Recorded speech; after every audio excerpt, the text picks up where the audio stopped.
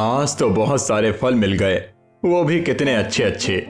काश मैं भी कोई काम कर पाता और थोड़े पैसे कमा पाता, तो मैं भी स्वादिष्ट स्वादिष्ट भोजन खरीद पाता और आनंद उठा पाता। लेकिन क्या कर सकते हैं, मेरे मनहूस होने की वजह से मुझे तो गांव से ही निकाल दिया गया है कि मंदिर में जाकर प्रसाद चढ़ा लूं। पता नहीं मुझे मंदिर गए कितने दिन हो गए हैं, अभी तक शायद गांव के सभी लोग उठे नहीं होंगे। मुझे जल्दी जाकर भगवान के दर्शन कर लेने चाहिए।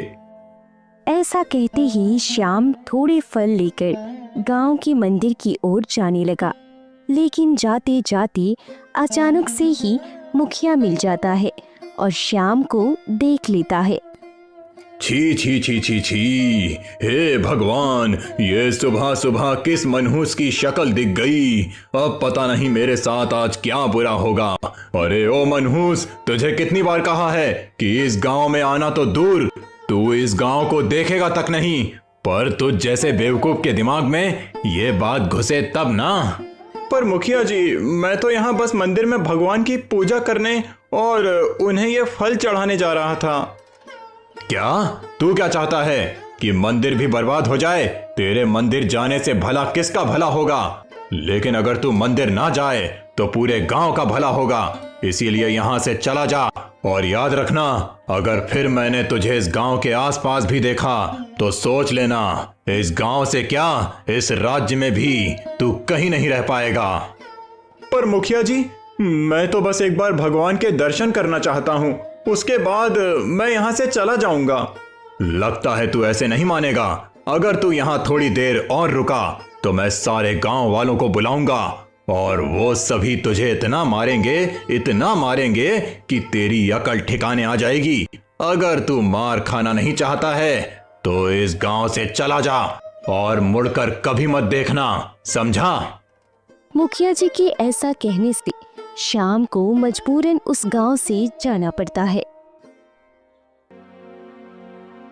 अगर ऐसा ही चलता रहा तो मैं कभी भगवान के दर्शन ही नहीं कर पाऊंगा। अब लगता है कि मुझे ही मिट्टी से भगवान की मूर्ति बनानी पड़ेगी। इसके लिए अच्छी मिट्टी का होना बहुत ज़रूरी है, जो मुझे शायद नदी के पास मिलेगी। मुझे वहां जाना चाहिए। श्याम मिट्टी लेने के लिए नदी के पास जाने लगा। तभी अचानक से ही उसे एक लड़की के चिल्लाने की आवाज आती है। बचाओ, बचाओ मुझे कोई बचाओ। अरे ये क्या? ये तो किसी के चिल्लाने की आवाज है। लगता है कोई खतरे में है। तभी जंगल के अंदर से एक लड़की दौड़ते हुए आ रही थी। वो श्याम को देखते ही उससे मदद मांगने लगती है। मुझे बचा लीजिए महाशय, मेरे पीछे कुछ डाकू पड़ गए हैं और वो मुझे पकड़ना चाहते हैं। अगर आप मेरी मदद करते हैं तो इसके लिए मैं आपको बहुत सारा धन दे सकती हूँ। बस आप उन डाकुओं से बचा लीजिए मुझे। डाकू पीछे पड़ गए हैं? आप चिंता मत कीजिए, मैं आपको कुछ नहीं होने दूंगा। आप मेरे साथ आइए। उसके बाद श्याम उस लड़की को लेकर झाड़ियों के पीछे छिप जाता है और जब डाकू वहां पर आते हैं तो श्याम डाकुओं को भगाने के लिए बाघ की आवाज निकालने लगता है। ये क्या? ये तो बाघ की आवाज है। लगता है आज वो लड़की नहीं बच पाएगी। चलो साथियों, यहाँ से भाग चलते हैं, नहीं तो हम भी उस बाघ का शिकार बन जाएंगे। उसके बाद डाकू डर के मारे वहां से भाग जाते हैं और वो दोनों ही झाड़ियों से बाहर आ जाते हैं। आपका धन्यवाद महाशय, अगर आज आप ना होते तो पता नहीं मेरा क्या होता। अरे नहीं, धन्यवाद की कोई आवश्यकता नहीं है, ये तो मेरा फर्ज था। तभी वहां एक आदमी भी आ पहुंचता है। आप ठीक तो है ना राजकुमारी? आप चिंता न करें, मैं बिल्कुल ठीक हूँ। मुझे इन्होंने बचा लिया। अगर आज ये न होते तो शायद मैं बच नहीं पाती और वो डाकू मुझे उठाकर चले जाते। मुझे पता नहीं कि आप कौन हैं, पर आपका धन्यवाद कि आपने राजकुमारी को बचाया। इसका एहसान हम जिंदगी भर नहीं भूलेंगे। मेरा नाम श्याम है और मैं इसी जंगल में रहता हूँ और आपको धन्यवाद करने की कोई आवश्यकता नहीं है, पर मुझे यह समझ नहीं आ रहा है कि राजकुमारी इस जंगल में क्या कर रही हैं। असल में हम दूसरे गांव गए थे, सुना है कि वहां के हालात कुछ ठीक नहीं हैं, तो राजकुमारी तो बस वहां निरीक्षण करने गई थी और आते वक्त पता नहीं कहां से डाकू आ गए और उन्होंने हमारे सैनिकों पर भी हमला कर दिया, जिससे कई सैनिक घायल हो गए। क्या आप थोड़ी देर राजकुमारी का ध्यान रख सकते हैं? मुझे सैनिकों को देखने जाना पड़ेगा। जी, मैं राजकुमारी का ध्यान रखूंगा, आप निश्चिंत होकर जा सकते हैं।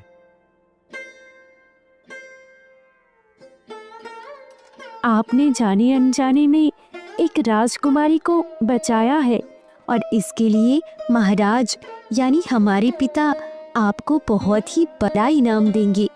आपकी बहुत जल्द ही किस्मत बदलने वाली है। माफ कीजिए, पर नहीं चाहिए। वे दोनों आपस में बात कर ही रहे थे कि अचानक से जंगल के अंदर से धुआं निकलने लगता है। ये क्या? ये धुआं कहाँ से निकल रहा है? लगता है कहीं आग लगी है। पर उस तरफ तो मेरी झोपड़ी है, कहीं मेरी झोपड़ी में आग तो नहीं लगी? फिर वे दोनों ही दौड़ते हुए झोपड़ी की ओर जाते हैं। जब जाते हैं तो देखते हैं कि श्याम की झोपड़ी में आग लग चुकी है और वहां दो लोग मशाल लेकर खड़े हैं। ये तुम दोनों ने क्या किया? भला तुम दोनों इस बेचारे की झोपड़ी पर आग क्यों लगा रहे हो? ये तो तुम इस मनहूस से ही पूछो। ये आज गांव में मना करने के बाद भी कदम रखा और सुबह सुबह मुखिया जी ने इस मनहूस को देख लिया।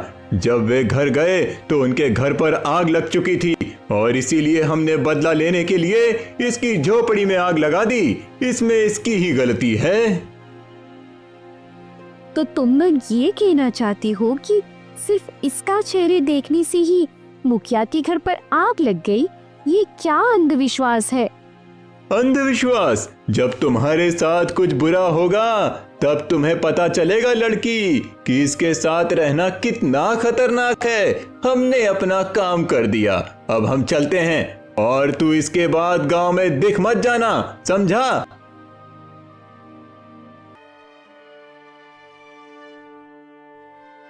श्याम, ये तो सच में बहुत ही बुरा हुआ है, पर तुम चिंता मत करना। मैं यहाँ की राजकुमारी होने के नाते ये साबित कर दूंगी कि तुम कोई मनहूस नहीं हो और मनहूस जैसी कोई चीज होती ही नहीं है। तुम देख लेना। अच्छा, अब मैं चलती हूँ, तुम अपना ध्यान रखना। शायद मुझे कभी भी उस गांव में नहीं जाना चाहिए था। अगर मैं आज उस गांव में ना गया होता तो शायद आज मेरी झोपड़ी ना जलती।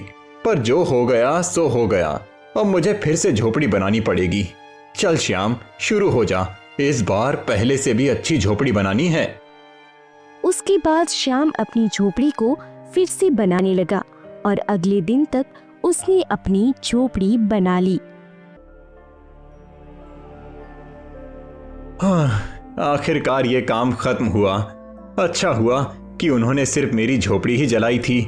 झोपड़ी बनाना तो कितना आसान है, पर अगर उन्होंने मुझे इस राज्य से निकाल दिया होता तो पता नहीं मेरा क्या होता। सही कहा तुमने, शायद झोपड़ी बनाना तो तुम्हारे लिए बहुत ही आसान है और इसीलिए तुमने जो किया उसकी इतनी छोटी सजा तो नहीं हो सकती ना। मैं कुछ समझा नहीं मुखिया जी, आप क्या कहना चाहते हैं? अभी समझाता हूं। तुम्हें तो याद ही होगा कि हमने तुम्हें गांव आने से मना कर दिया था, फिर भी तुम कल सुबह गांव आए। तुमने पंचायत के आदेश का उल्लंघन किया और तुम्हारी वजह से मेरे घर में आग भी लग गई और वो घर के अंदर का सारा कीमती सामान जलकर राख हो गया। पर मुखिया जी, मैंने घर में आग नहीं लगाई। तुमने आग नहीं लगाई है, पर तुम्हारी मनहूस शक्ल देखने की वजह से मेरे घर में आग लग गई और इसका भुगतान तो तुम्हें करना पड़ेगा। पर मुखिया जी, मेरे पास इतना धन नहीं है कि मैं आपके नुकसान की भरपाई कर सकूं। मैं तुमसे धन की मांग नहीं कर रहा हूं।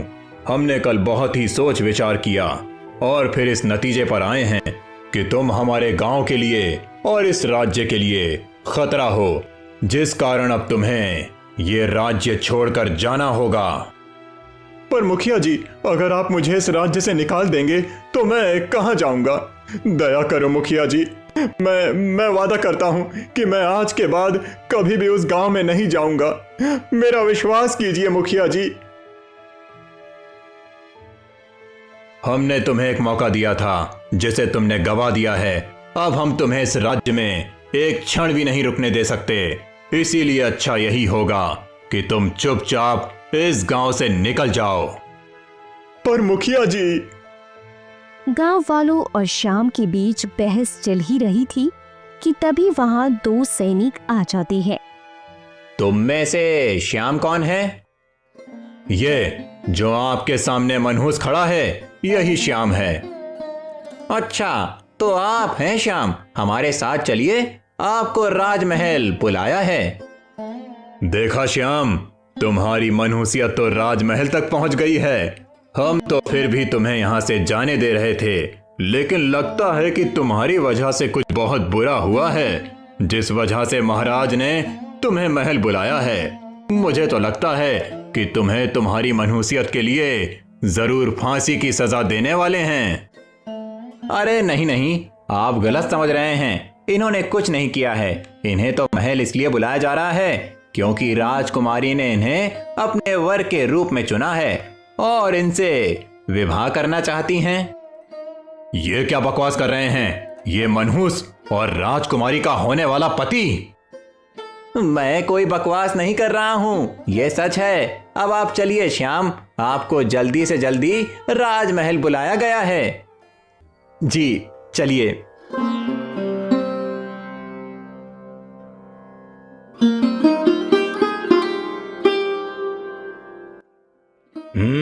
तो ये है वो शख्स जिसके विषय में आप बात कर रही थी राजकुमारी। जी पिताश्री, यही है जिससे मैं विवाह करना चाहती हूँ। एक बार फिर सोच लीजिए। मैंने सोच लिया है पिताश्री। महाराज बिल्कुल उचित कह रहे हैं राजकुमारी। एक बार पुनः सोच लीजिए, क्योंकि शायद आपको पता नहीं होगा, ये श्याम एक मनहूस है। मुझे ये बात भली भांति पता है मुखिया जी। क्या कहा? पता है? तो फिर आप इससे विवाह क्यों करना चाहती हैं? क्योंकि मैं अंधविश्वास में नहीं मानती मुखिया जी। श्याम एक मनहूस है, ये एक अंधविश्वास है, इसके अतिरिक्त और कुछ नहीं। और इस राज्य की राजकुमारी होने के नाते इस अंधविश्वास को खत्म करना मेरी जिम्मेदारी है। आप गलत सोच रही हैं राजकुमारी। ये कोई अंधविश्वास नहीं है। ये श्याम जिसके भी साथ रहता है, उसके साथ कुछ ना कुछ अवश्य बुरा होता है। अभी भी वक्त है, आप इसे इस राज्य से निष्कासित कर दीजिए, अन्यथा ये एक दिन हमारे राज्य के लिए बहुत ही बड़ा संकट बन सकता है। ये सच नहीं है मुखिया जी।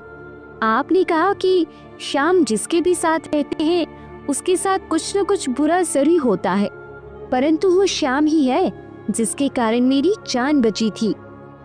आपकी जान बचाई थी? हम कुछ समझे नहीं। जब हम जंगल से महल आ रहे थे तभी कुछ डाकू हाथ धोकर हमारे पीछे पड़ गए थे, जिसके बाद श्याम ने अपनी सूझबूझ से हमें बचा लिया, अन्यथा आज हम आप सबके सामने नहीं होते। अगर ये सच में मनहूस होते तो हमें तो इससे भी बड़ी संकट में फंसना चाहिए था ना। पर इनसे मिलने से तो संकट आने की बजाय संकट तो टल गया। ये आप क्या कह रही हैं राजकुमारी जी? हमें तो अभी भी विश्वास नहीं हो रहा है। आप एक बार पुनः सोच लीजिए राजकुमारी, कहीं लेने के देने न पड़ जाएं। हमने सोच लिया है, अब जो होगा देखा जाएगा। तो ठीक है श्याम, आज से तुम हमारे साथ हमारे राजमहल में रहोगे। उसके बाद मुखिया और सारे गांव वाले वहां से चले जाते हैं और महाराज भी। अच्छा सुनिए राजकुमारी जी, आपने ऐसा क्यों किया? हम तो बस आपका जुर्म उतारना चाहते हैं। बस अपने उन डाकुओं से हमारी जान बचाई थी, अब हमारी बारी है। पर राजकुमारी, अगर मेरे यहाँ होने से कुछ बुरा हुआ तो? आप इतना मत सोचिए, ऐसा कुछ नहीं होगा। आप भरोसा रखिए, बस आज का दिन किसी तरह पार हो जाए, उसके बाद आपके सर से मनहूस होने का दाग मिट जाएगा। राजकुमारी के ऐसा कहने के बाद से श्याम बहुत ही बेचैन हो गया और रात भर वह सो नहीं पाया। पूरे एक दिन बीत जाते हैं पर कुछ भी बुरा नहीं होता और अगले दिन फिर से मुखिया गांव वालों के साथ आ जाता है।